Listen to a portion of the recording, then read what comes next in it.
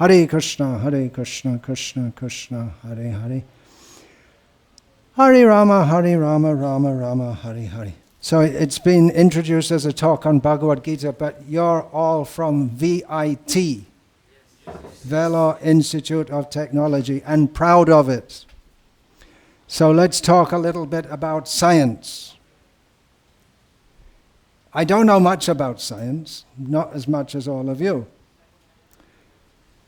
Probably you know a lot more than I do, but I do know that hydrogen and oxygen combines to form water. That's a really advanced science, isn't it? You all know that, right? What's the chemical formula? 2H2 plus 2H2 equals 2H2O. Right, you all know that, right? For me, that's high-level science. Okay, now how do you know that? How do you know that, actually? How do you know that hydrogen and oxygen combine to form water?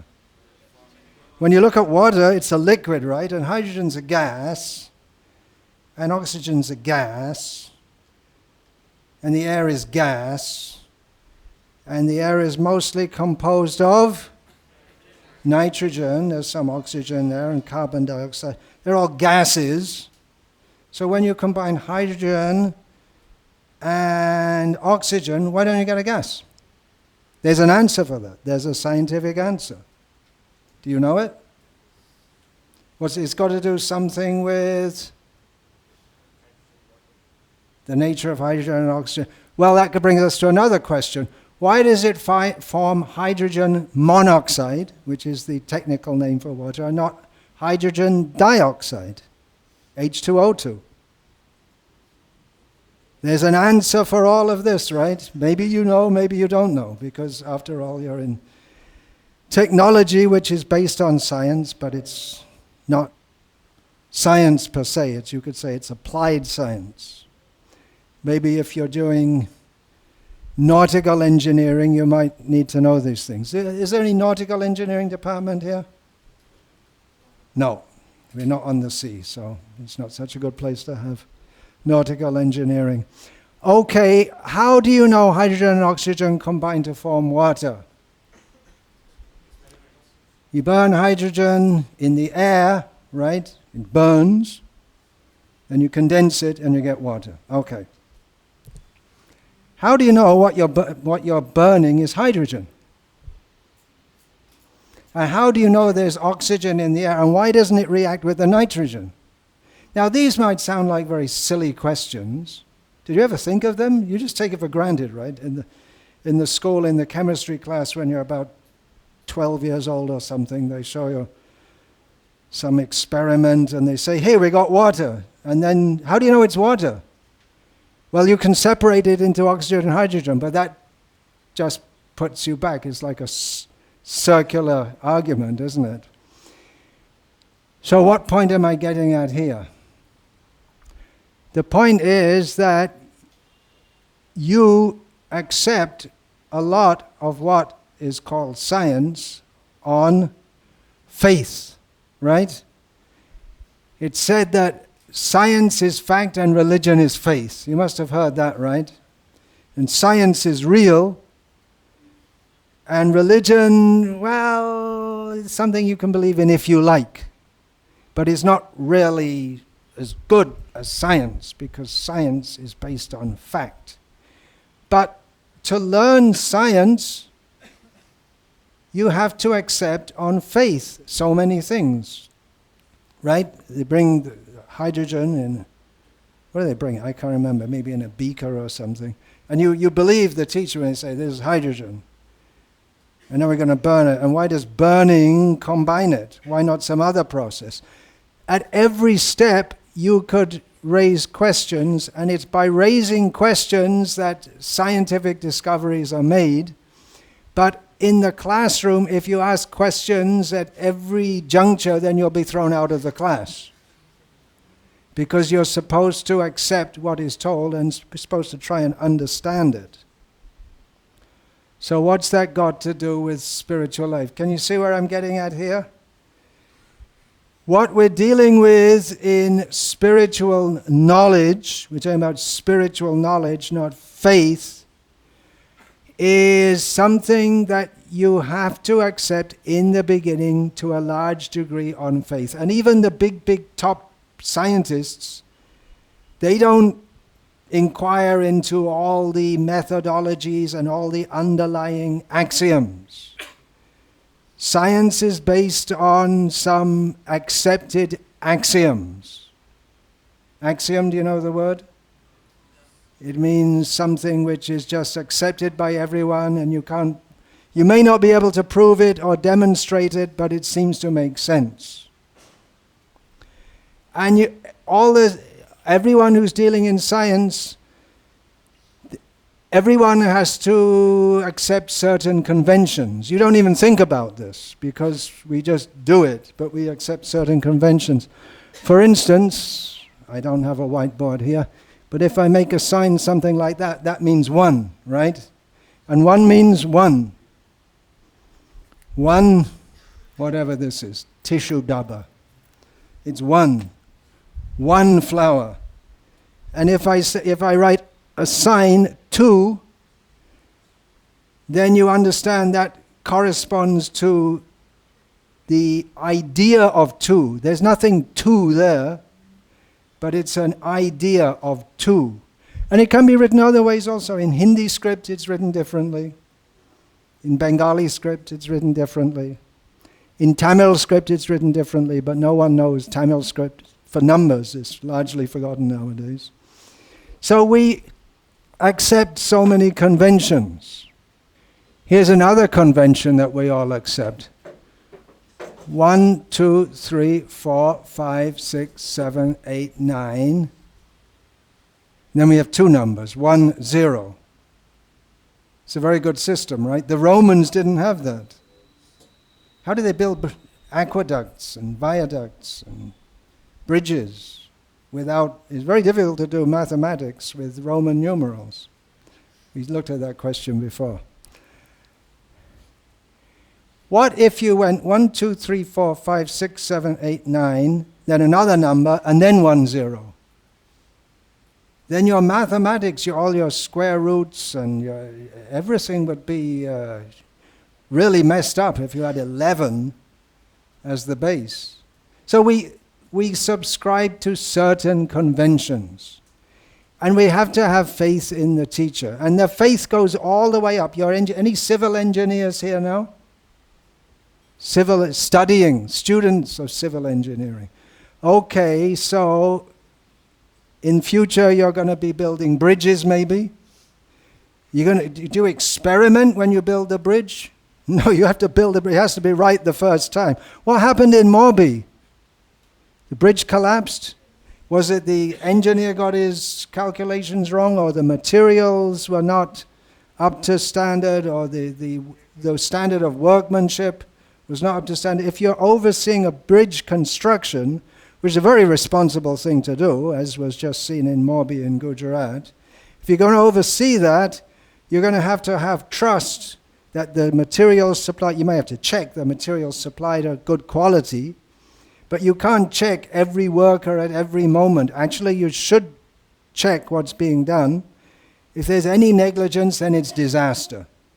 Now, when you're designing the bridge, you have to have faith that what you've been taught and what you've been graduated in is correct, because it has a practical application. And if you don't study properly, you can't be... If you just pass with a very low grade in civil engineering, I wouldn't want to put you in front of building a bridge. You have to be top grade, right? You have to really know what you're doing to build a bridge or to build a skyscraper or anything. To build anything, even to build a small house. Pillars in this room? Civil engineering. If it was a standalone single-story structure, you wouldn't need pillars, right? If it was built properly. So what are we getting here? We have to have faith. Faith means theoretical, and we have to have trust also in the people who are teaching us and the people who are assisting us. What has this got to do with spiritual life? Everything, absolutely everything. Because in spiritual life, we have to accept on faith that, okay, let's come to Bhagavad Gita. Parastasmat tu bhavo nyo vyakto vyatsatat sanatanaha. Beyond this material existence, in which everything comes into being and then is destroyed, right? You build a good bridge in course of time, it'll be destroyed. This body has come into being, now it's 66 years old almost, and it's not going to be another 66 years. I don't have any scientific proof of that, but it's predictable. Not everything can be proved. Some things are predictable. So everything comes into being and everything has an end, but Krishna says in Bhagavad Gita, there is a platform of existence beyond the temporary. Can you prove it? Actually, there are proofs. But it may be proof by deduction or induction. Just like I can't prove, no one can prove right now that I'm not going to live another 66 years in this body. Can anyone prove that all men are mortal? Is it possible to prove? But it's accepted. It seems to make a lot of sense. So, that there is spiritual existence beyond the humdrum life of living in this world, getting born, getting old. It's no fun getting old. Building bridges. It's not that much fun building bridges. Maybe the first time you do it. A sense of achievement, maybe. Driving over the bridge. When people drive over the bridge, they don't get an ecstatic high feeling because you're driving over a bridge. After all, this world is pretty uninteresting. But there is something more. Krishna tells us, beyond this world of repeated birth and death, there is spiritual existence. Now, repeated birth and death. Can that be proved scientifically, that there's repeated birth and death? Well, it's something like, are all men mortal, or will I live to be 132 years old? You can't exactly prove it, but there's a lot of anecdotal evidence. If you go on YouTube and look up reincarnation, there's so much anecdotal evidence that it's hard to explain in any other way why some kid in California at the age of 5 for the first time goes to a piano and perfectly plays Mozart's piano compositions. How does he know that? Well, one good explanation, and I don't know if there is any other good explanation, is it's something which has come through from a previous life. So many instances of people who remember their previous life in which they were violently killed, and you can trace back to the previous life, and it may be on the other side of the world, and they have some scar on their body. The child is born with this, just like if someone is shot in the chest in Sri Lanka, and is born in France or something like that, and they remember a previous life, and they have a scar right where the bullet entered. There's so many instances like that. Well, I don't know about you, but personally I'm convinced about reincarnation. Probably many of you believe in it, because most of you here probably are from a Hindu background. And when you're born in a Hindu family, you tend to believe in reincarnation. But personally, I'm convinced about it. Not just as a matter of faith, but because it explains so much which cannot otherwise be explained.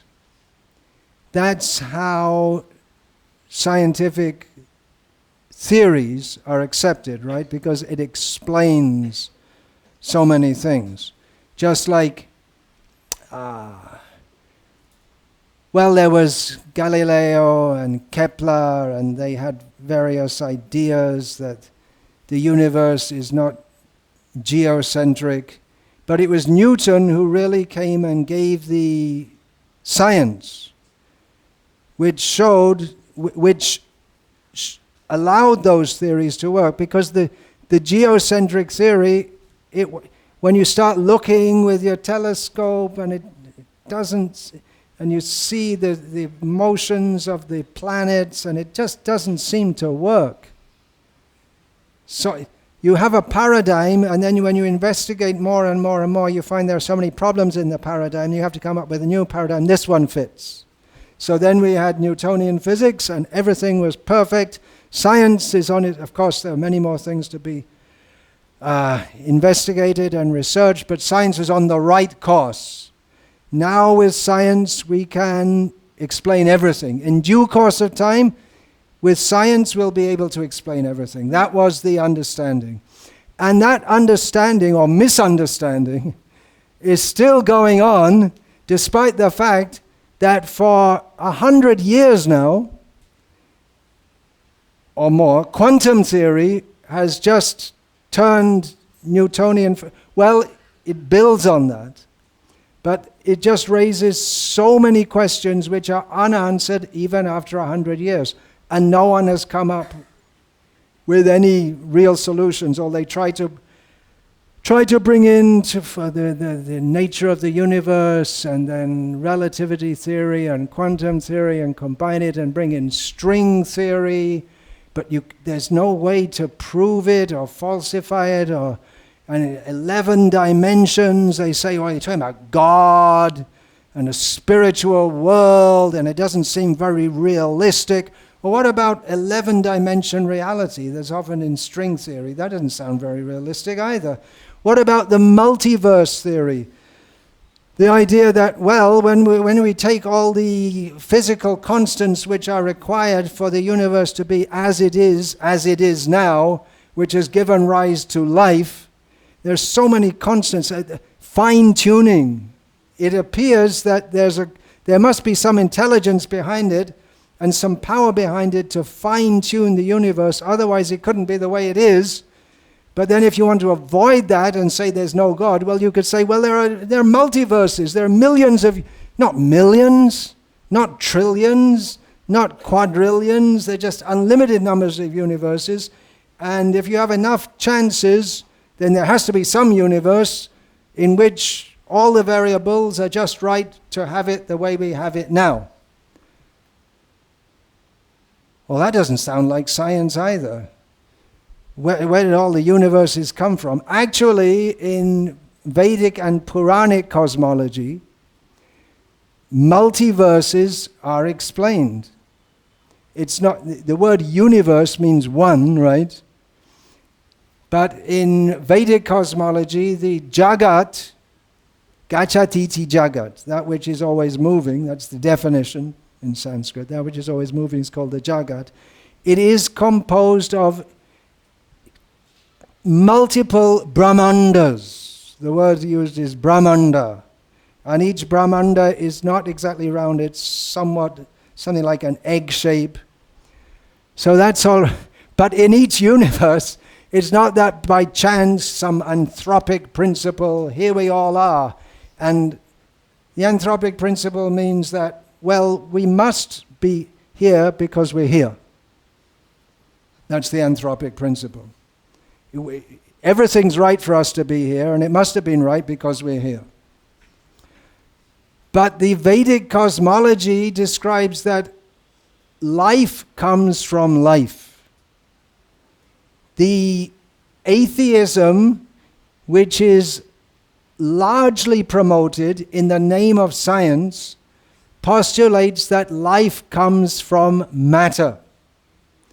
That there was a Big Bang. Of course, Big Bang theory is also sputtered out because Big Bang Theory is on its way out. I don't know if they teach you that in the schools, but it takes time for I'll tell you a little anecdote. It takes time for the curriculum to catch up with what's understood. I'll tell you one thing. When I was at school in biology class, I was told that the living cell, I'm not talking about battery cells, I'm talking about living cells like in our bodies. Animal cells, differentiated from plant cells. Okay, we were taught that it's a very simple phenomenon, and very soon scientists will be able to duplicate it in the laboratory. So I wrote my test, I gave the answer. The organics, I don't think even in the class they made a differentiation at that stage between plant cells and animal cells.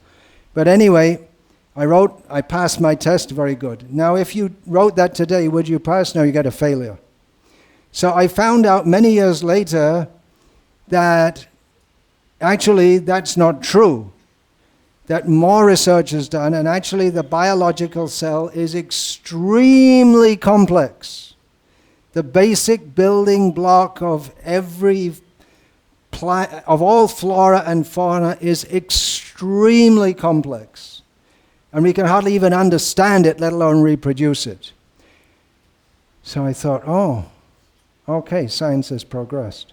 Then more years later, I found out that it was understood at the time they taught me in the school that the biological cell is very simple, that they already knew that it was already complex, but they didn't have time to update their curriculum and retrain all the teachers.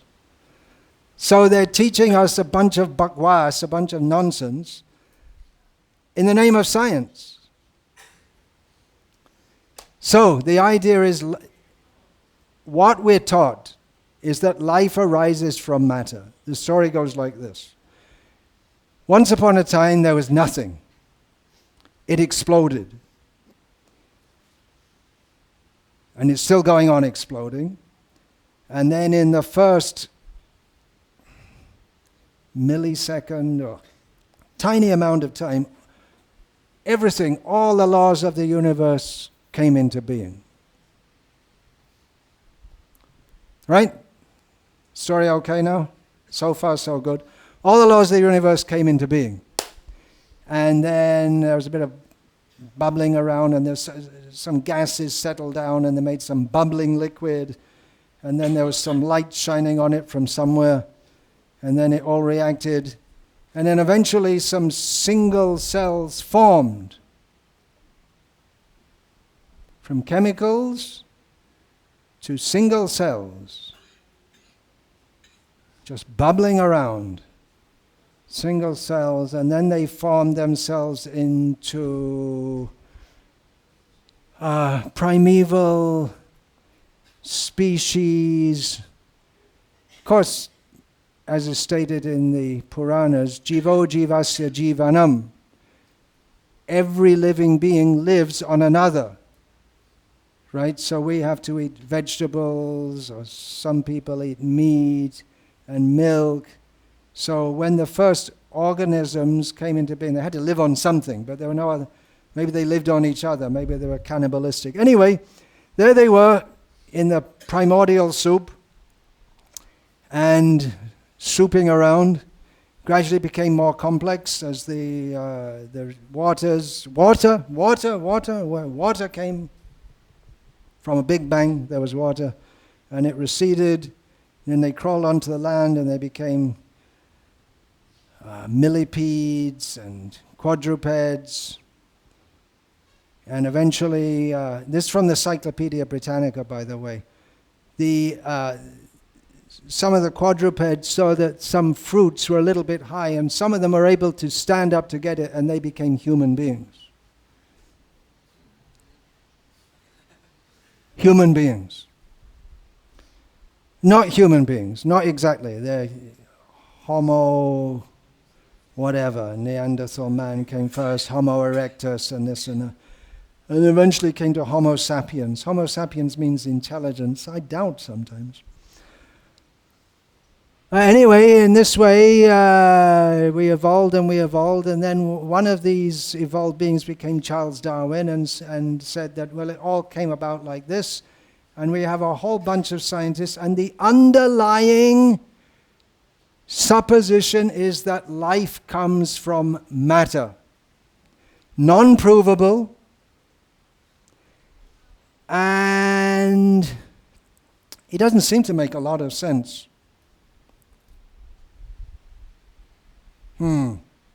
Why aren't you on the right time? I've told you so many times. Damn watch, why isn't it on the right time? That's not right. I'm insulting the watch, right? You shouldn't insult it. But it's a watch. I can shout at it to be on time as much as I like, but we won't get any reaction. There's no soul. That's why there's no reaction. Life means the presence of the soul, technically called Atma or Jiva or Jivatma. My father died. It's just about a year ago my father died, 90-something or other. When people die, what do we say? He went away, gone away, gone away. Chala gaya. Hindi mein. Bangla chale getse. Tamil, what do you say in any Tamils here? Poitara. Paitaru. Telugu? Pochanaru. Any other languages? Podia, what's that? Kannada? Anyway, the point I'm making is whatever language we speak, when someone dies we say they've gone away. But the body's there. Why do we say they've gone away? Because the soul's gone away. Everyone understands, but we don't want to understand. The soul has gone away. What is the difference between a living body and a dead body? The presence or absence of the soul. Simple science.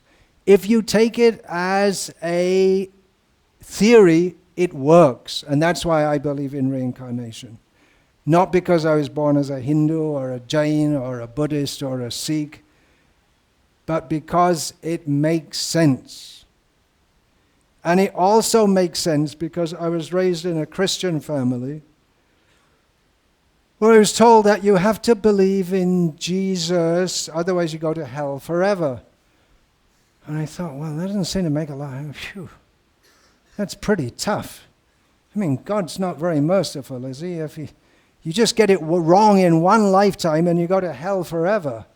Phew. But then when I heard about reincarnation, because no one taught me, in school they don't teach us, they don't teach you, they should teach at least you, we're born Hindus, that you get another chance, and another chance, and another chance, until you get it right. But it's better to get it right sooner rather than later, because this material world is full of suffering. Do you really want to be at VIT? You're proud of it? If you had all the money in the world, would you stay at VIT? No. Why are you at VIT? To get a degree, so you can get a job, so you can get money, so you can live your life out. What for? What for? What are you living for? Parents want you to do it. The parents want you to do it. No, you don't want to do it because of that. You want to have more experience in life. Well, whatever experience you have, there comes a point of time when you go away. And you're going to have more experiences. Maybe you're going to have experience of flying in the sky. You're flying in the sky as a sparrow and a hawk comes down and then your experience ends. in that life. Then you go to another body. Why aren't these things taught? VIT, one of the most prestigious colleges in India. Why aren't these things taught? And if you even ask the question, what are we living for? People with no answer, but people, I don't know about you, but when I used to ask those questions at school, people would just laugh at you. What a stupid question. Come on, let's go and have a beer. That's what Richard Dawkins said. You've all heard of Richard Dawkins, the God delusion. So the whole book is a tirade against belief in God. So in that book, when he comes to the point that, well, there's no meaning in life unless you believe in God. And he said, yeah, there's meaning in life just like now. I just went to the pub and had a nice meal and glass of beer. And that's your meaning in life? That's all? For all your Oxford education and your worldwide fame and going to the pub and having a glass of beer? And that's all? I don't know how many of you drink beer. In the culture I was raised in this time, drinking beer was pretty much what everyone does. And you think, well, it's good fun, but actually it's not good fun. Especially the next morning.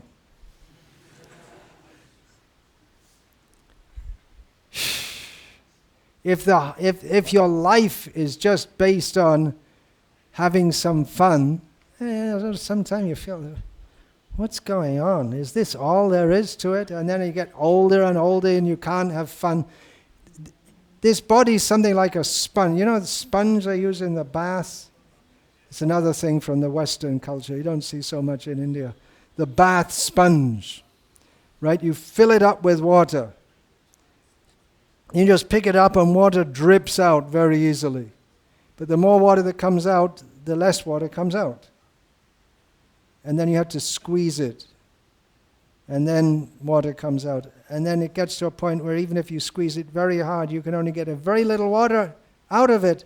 So in the same way, when you're young, generally the body is healthy and you feel nothing can go wrong and you can enjoy yourself. But as you get older, the ability to enjoy the body becomes less and less and less. So that when you get to the age that my body's at, just to maintain the body to get through the day is a daily struggle. There's no happiness left. In the words of Bhaktivinoda Thakur, one of our acharyas, Briddha kala ailo shab shuk bhagalo. Vriddha kal, the old age has come, shab shuk bhagalo. It's all gone away, run away.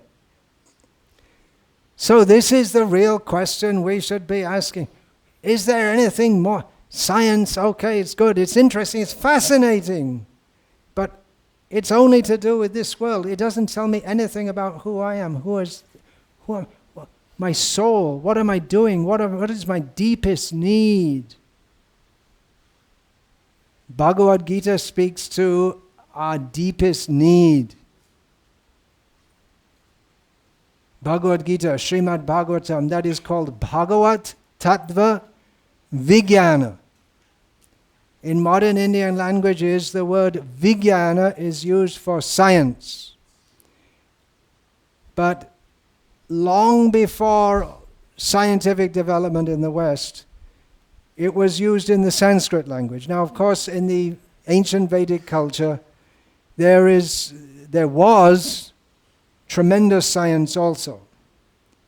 Just like we have in Delhi the Dhruva Stamba. What do they call that? That's called the, what's the Urdu name for that? It's actually the Dhruva Stamba, but it's the pillar. Kutub Minar, yeah. I know actually it was originally the Dhruva Stamba. But that is made of perfect iron, so perfect it doesn't rust. It's not steel. Okay, well I'm getting mixed up here. But anyway, the point is the technology was there, which can't be reproduced nowadays.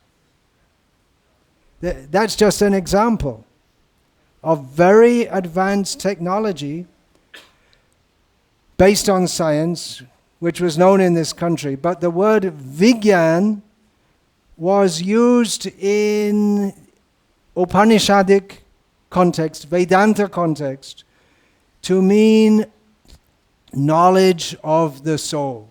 So this Bhagavat Tattva Vijnana, scientific knowledge of God. How can we get scientific knowledge of God? How can you learn about quantum mechanics?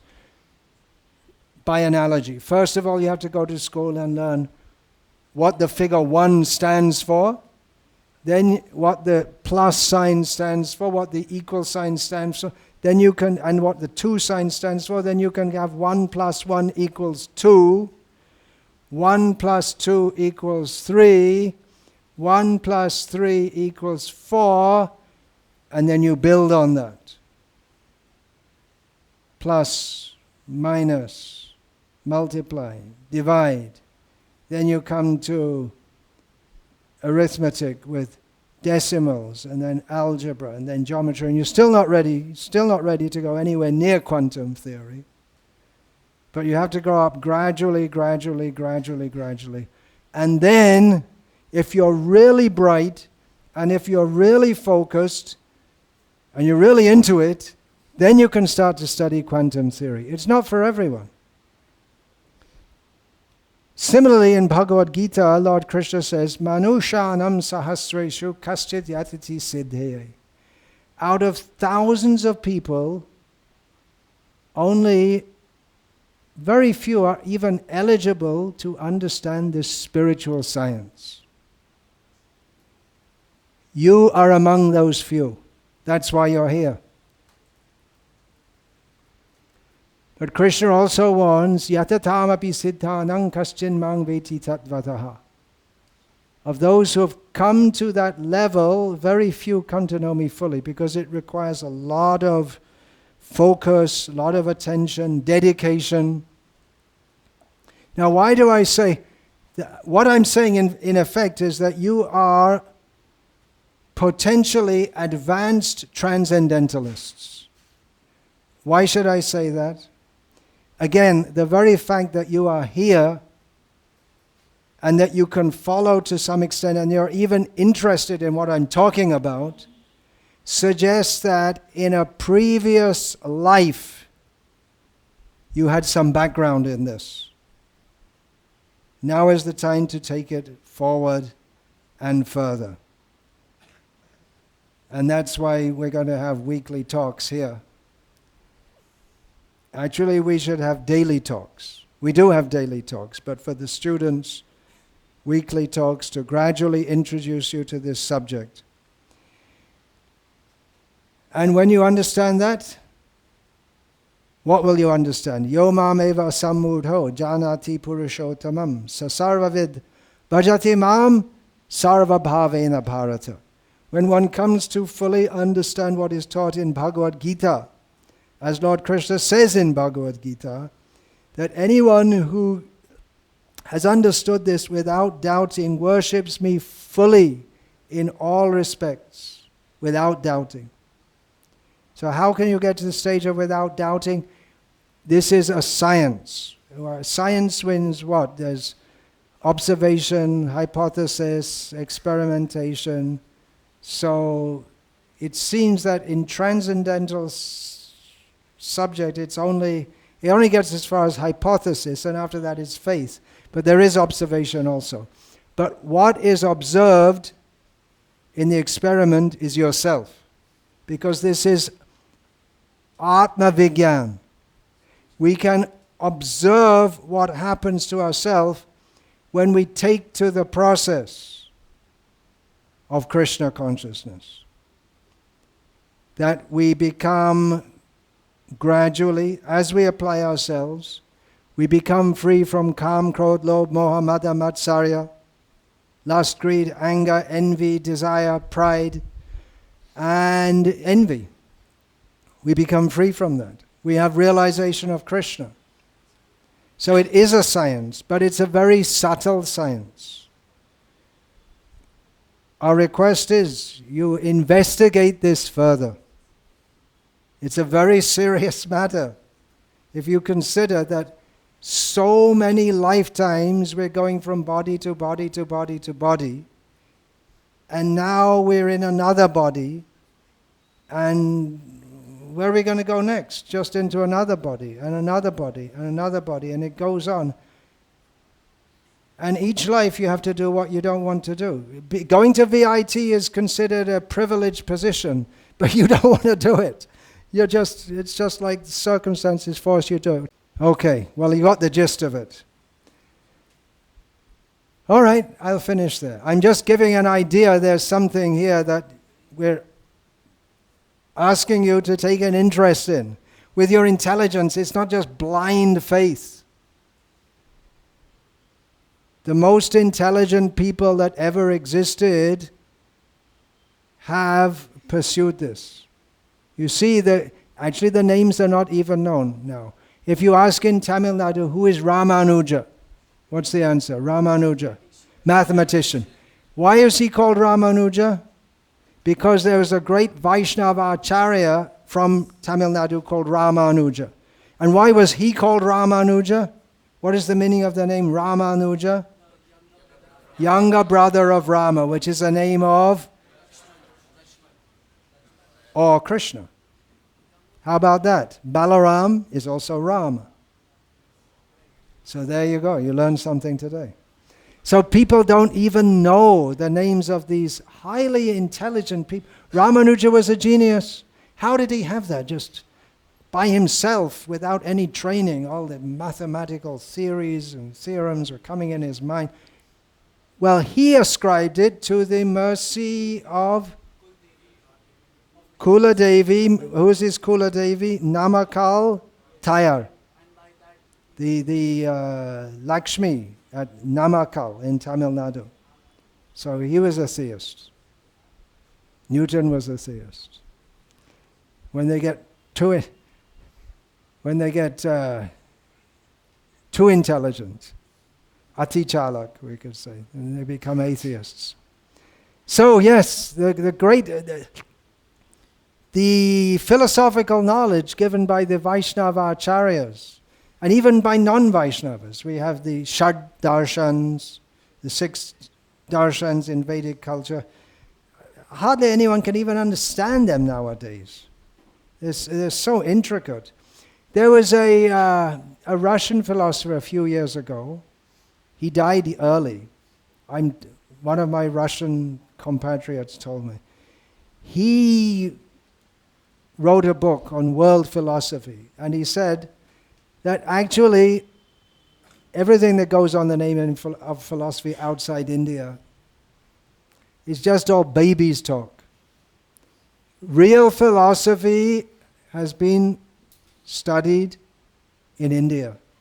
So this is the land you're born in, this is the culture you're born in, and even though India, Bharata, is trying to get rid of this culture in so many ways, it's being attacked in so many ways, the fact is that you've been born into this culture and you can easily appreciate it. So our request is, come, study, learn. You have to start with some faith, and gradually you can become perfectly self-realized. That is our proposition. Another point, getting a little bit away from philosophy. Is your wife here now? Okay. There has been some disturbance because classes are going on for boys only. So, all well and good. We'll be having weekly classes for girls also. Chandrarekha Mata, is she there? Okay. So please, girls, if you'd like to have attend weekly classes, see Chandrarekha Mataji, and she's going to give you weekly classes. Okay, I think I'll sit down for a couple of minutes. Any questions, please? I have a question that what is your idea on opening Gurukuls at this time? What is my opinion about Gurukul? Gurukuls. If we have an opportunity to open Gurukuls instead of I'm overseeing several Gurukuls. One in Gujarat, one in Punjab, one in Andhra, and right here in Salem in Tamil Nadu. And we'll do more. We want to revive this. Brahmachari Gurukule Vasandanto Gurur Hitam Dasavan Acharan Nicho Sudhrita Guru Sohrita. The brahmachari should live at the Gurukul and control his senses. And he should take a very humble position. They don't teach you that in VIT, do they? One should serve the Guru like a menial servant.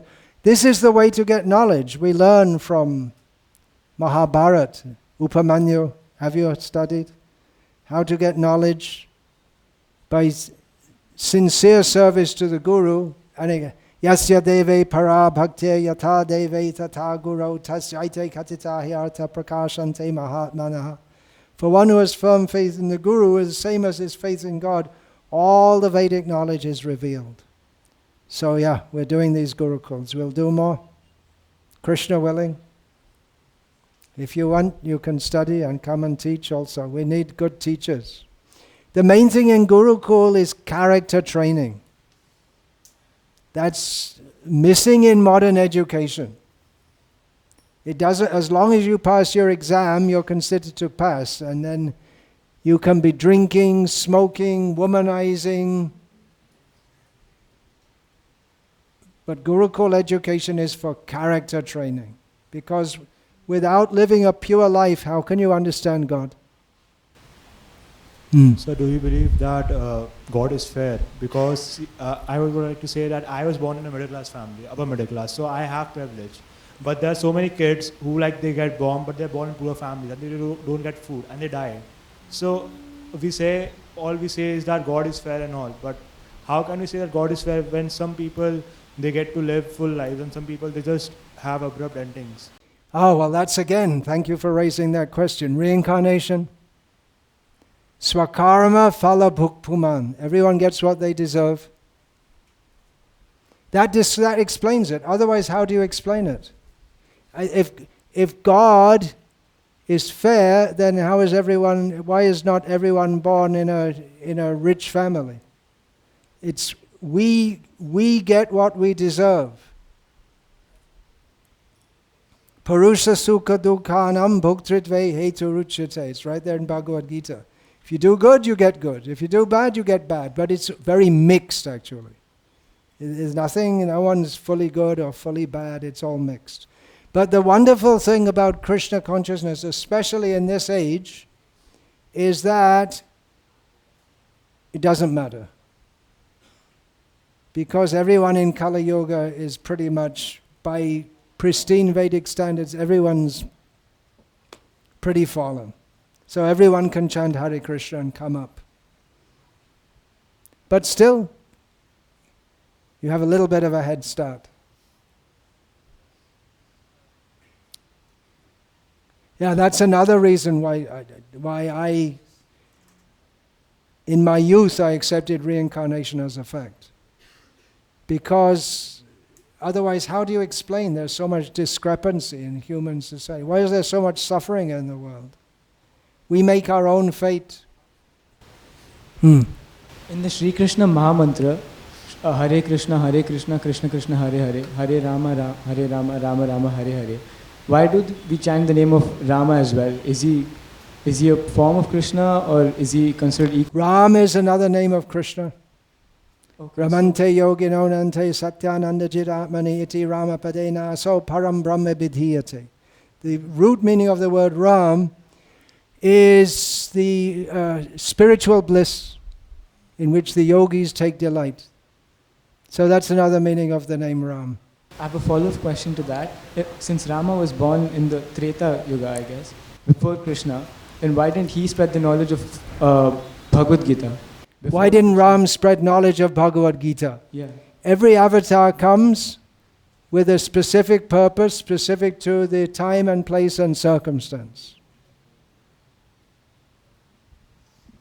Just like if I was in a village in Bengal, I wouldn't give the same talk as I gave now. But the ultimate aim is the same. Like why should we believe in God? Why should we believe this? Why do you believe that Why should we hydrogen and have faith? oxygen combine to form water? Why do you believe? I don't believe it. Just it is. Hmm? It is a scientific evidence. Do you know? You say it's scientific, you believe on faith. There's good supporting evidence. There's good supporting evidence for the existence of God. There is. Actually, this intelligent design movement is going to flatten atheistic science. Well, not because they're determined to be atheistic. Then they come up with their multiverse theory. Otherwise, the idea that everything has come into being by random interactions, scientifically it doesn't stand up to scrutiny. You can ask that question to so many big scientists. The head of the Human Genome Project, what was his name? Do you happen to know his name? He's a theist. Alistair McGrath, he's a he's a Cambridge professor who's an ideological opponent of Richard Dawkins. One of the most prominent physicists in the world at the present time is Sir Roger Penrose, who he's not exactly a theist, but he's verging on it, so to speak. And he says that his proposition is that if physics is stuck, we need to bring in consciousness as a separate phenomenon, and that will explain so many things. In other words, he's coming to the platform of Vedanta. So, because you are taught, or you hear that science leads us to atheism, you believe it. You just believe it, that's all. You haven't studied it. You don't know. There's tremendous evidence for the existence of God, including all the saints. I'll tell you something. There are so many saints all over the world, in every culture. Now, one thing, it was about 70 years that communism was the state system of government in the USSR, right? And they were staunchly atheistic. They crushed theism wherever they could. Soon as the Soviet Union broke up and there was glasnost and people were allowed to start doing a thing, religion came up very strongly. Now, if religion was just, as Richard Dawkins says, some virus in the mind, that's his pseudo-scientific explanation, or some cultural meme, which is another pseudo-scientific explanation. And God, the idea of God is just some delusion. His famous book is called The God Delusion. And for 70 years in the USSR, scientifically, they'd been teaching people that this doesn't make sense. Then why would there be a massive upsurge of religion as soon as people were allowed to have the freedom to do so? That's because we are all spiritual beings and we all have a natural inclination toward God. In some people it's very covered over, as in the case of Richard Dawkins. They said that when you have told that because of bad karma, we will be having bad things in life. So we should know what we did bad so that we won't repeat the mistakes, right? Why doesn't... You don't know because you want to enjoy this world. You want to enjoy this world, we've come to this world forgetting Krishna, with the idea, let me enjoy separately. So Krishna gives you a mentality by which you can enjoy separately and suffer. Yes, see, Krishna doesn't. You don't know because you don't want to know. You want to be in illusion. But Krishna also gives knowledge by which we can come out of illusion.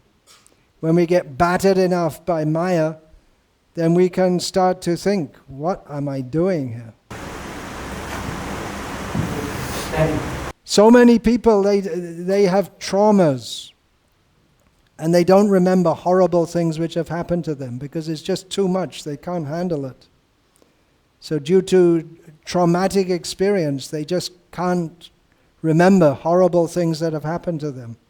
I was in Bangladesh starting from 1979. For about 10 years I was based there.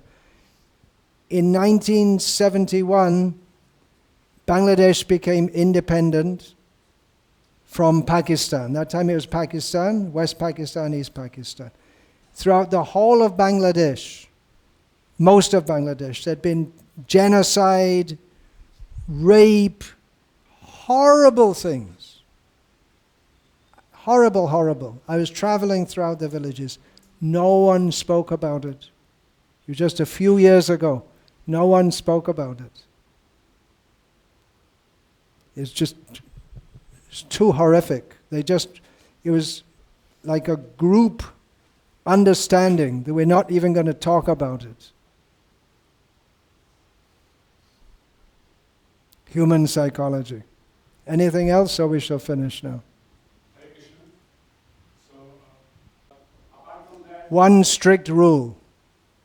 No one is allowed to leave here without taking prasadam.